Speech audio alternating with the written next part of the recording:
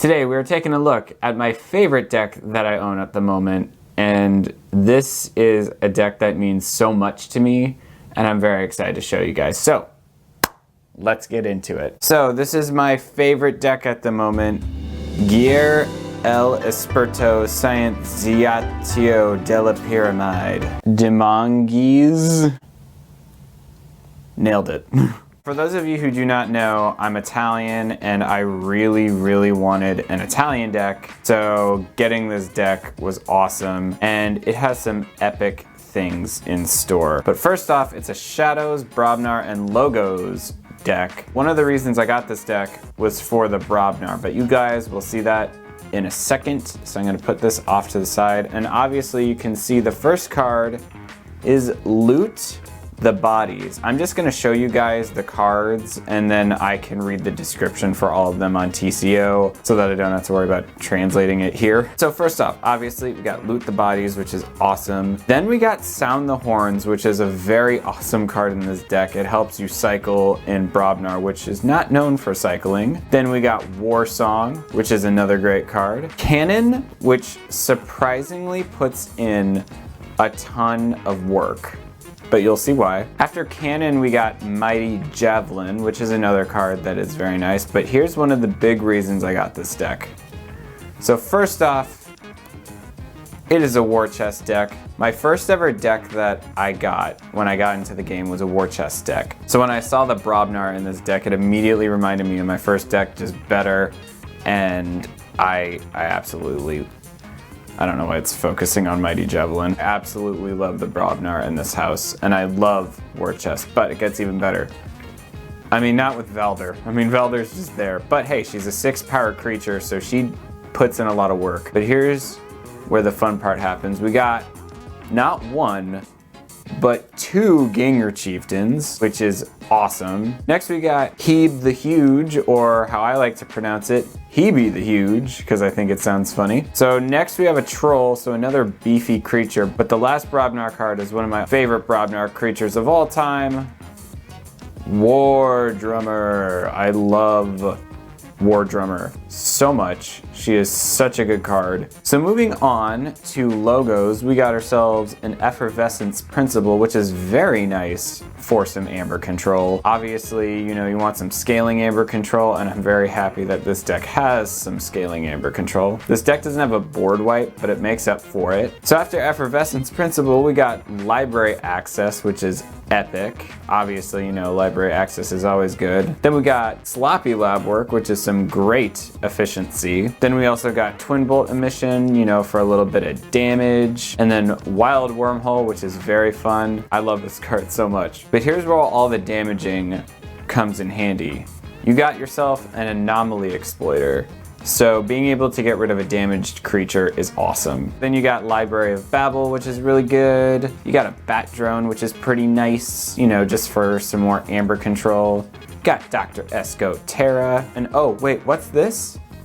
Desanya! Desanya! Yeah, this deck also has a Desanya, which is really good, but you guys haven't even seen the craziest card in this deck yet, which none of you are ready for. After that, we got ourselves Quixo the Adventurer, so you know, some more cycling, and Mother, which is such a great card. I love Mother. So over on to Shadows, we got a Finishing Blow, which is very nice for all the damaging we're doing. So that's awesome. Then we got ourselves a Ghostly Hand for some more Amber, which is pretty nice. And then obviously it is Amber control, but I usually just count this as a, you know, play game 2. After Ghostly Hand, we got Despacito. I'm just kidding. Obviously, this is Hidden Stash, so, you know, some more archiving, which is really nice. Then we got ourselves Relentless Whispers and another one.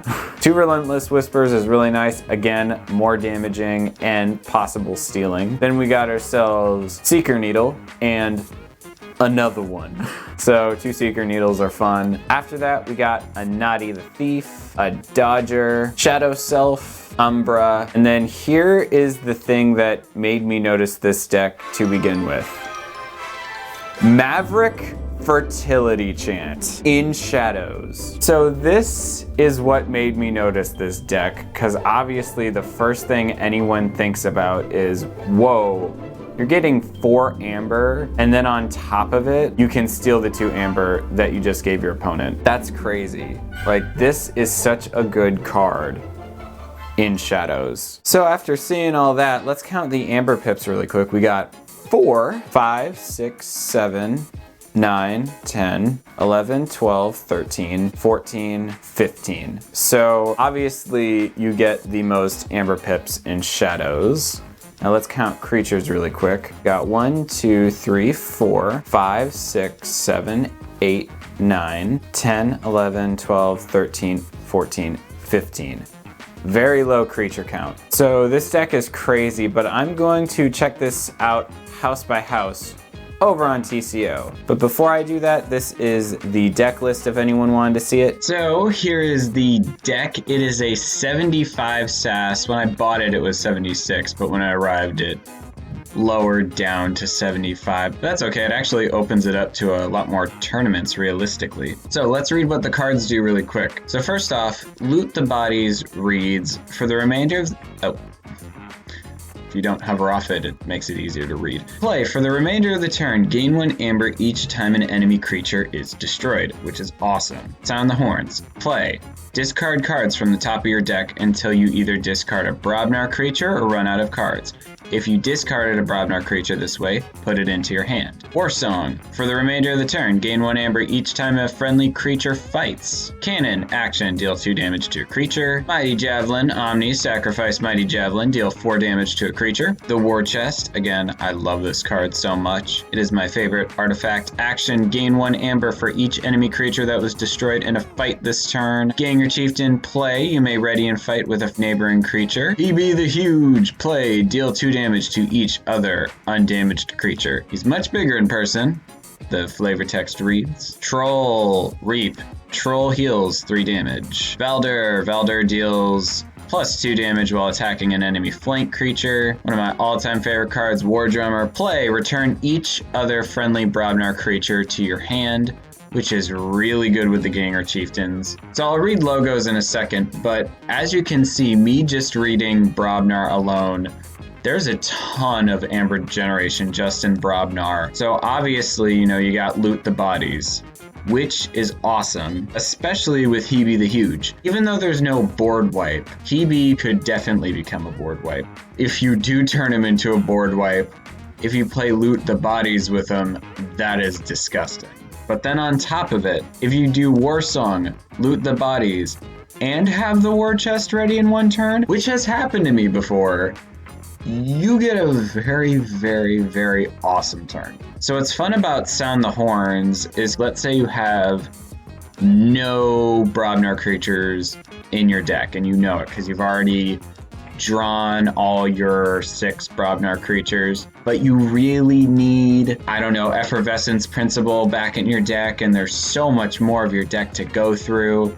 You can literally play Sound the Horns just to do 1 immediate cycle, considering you can discard the entire deck if you don't find a Brobnar creature. It's a really, really good card. Seriously, this Brobnar is so good. I've noticed also when I play against people with this deck, they really underestimate the Brobnar, because obviously, people look at Fertility Chant first in Shadows and they're like, oh crap, they're going to be able to get 6 amber in 1 turn. That's going to be disgusting. I really got to prepare for that. And in doing so, they totally leave Brobnar alone. But Brobnar is actually so amber lucrative. You can gain so much amber in Brobnar. It's disgusting, and I love it. Next in logos, we got ourselves Effervescence Principle, which is play. Each player loses half their amber, rounding down the loss. Gain 1 chain. Library Access, play, for the remainder of the turn. Each time you play another card, draw a card, and then it got eroded to add purge this card after you use it, something along those lines. Next we got Sloppy Lab Work, which is play, archive a card, discard a card from your hand, which is very nice. Twin Bolt Emission, play, deal 2 damage to a creature and deal 2 damage to a different creature. Wild Wormhole, play the top card of your deck. And Anomaly Exploiter, which is huge in this deck. Anomaly Exploiter reads, action, destroy a damaged creature. That goes so well with Hebe, it's insane. And so now you can see why Cannon puts in some major work, because if your opponent has a problem creature, you can just do like a little flick and just deal 2 damage to it. It's not that big a deal. But then next turn, you can destroy it.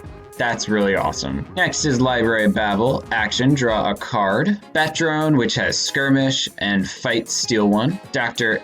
Escoterra, which is play, gain 1 amber for each forged key your opponent has. And then Desanya, which is an amazing card. Play, your opponent discards each of their archived cards. You gain 1 amber for each card discarded this way. Yeah, that is awesome. And here's something else I want to say. Help from Future Self said it best. I believe it was SC Steel who first said it. The threat of Desanya is actually worse than Desanya itself, considering the fact that when you see Desanya, you play differently. You don't archive all your cards for fear of your opponent just playing Desanya and gaining a ton of amber. Desanya is just a really nice card just to scare your opponent. And it takes attention away from this pesky Brobnar, which I feel is very under-sassed.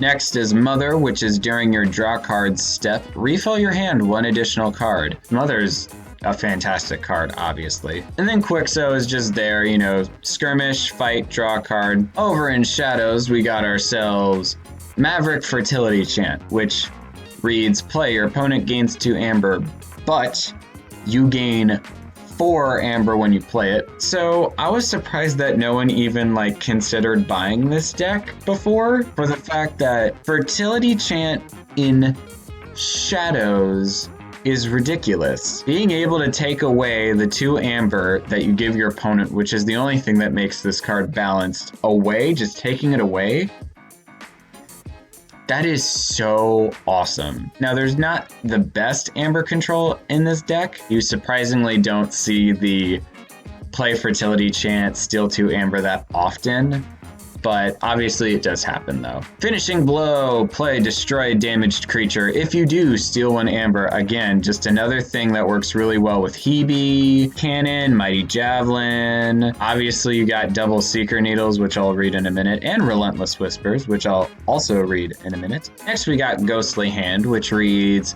play, if your opponent has exactly 1 amber, steal it. I have never successfully pulled off the play effect of Ghostly Hand, but that's not really the big appeal of Ghostly Hand. You play it because you get 2 amber when you play it, which is really, really good. Next, we got Hidden Stash, or as I will always pronounce it now, Despacito. Play, archive a card. Let's move on to Relentless Whispers.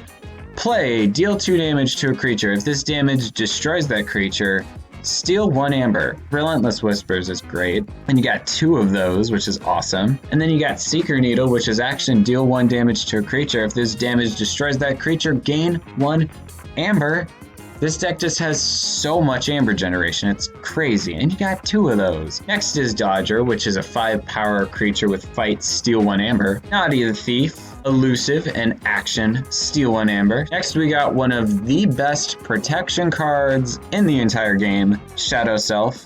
I mean, it's not so awesome now because there's warding, but back in the original days of Coda, Shadow Self is huge. Shadow Self deals no damage when fighting, but damage dealt to non-Spectre neighbors is dealt to Shadow Self instead. Shadow Self is basically like a damage sponge, so you want to put like, you know, important creatures on the left or right of Shadow Self to make them last longer. Umbra, Skirmish, Fight, Steal 1. This deck has great expected amber and great efficiency.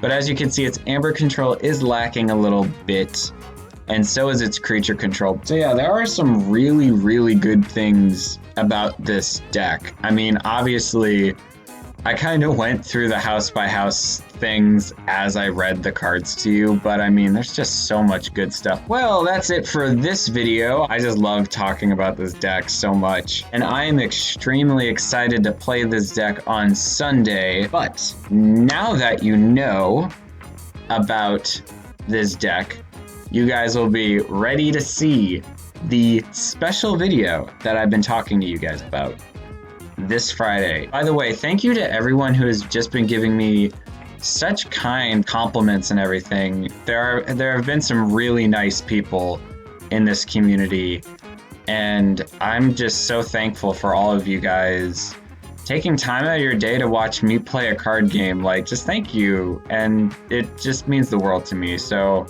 just thank you so much. I really appreciate it. Thank you guys so much for watching. I am so thankful for all your guys' support, and make sure you like and subscribe if you are liking the videos. It really means a lot to me. I hope you guys have a fantastic rest of your day, and until next time, I will see you guys later. Peace.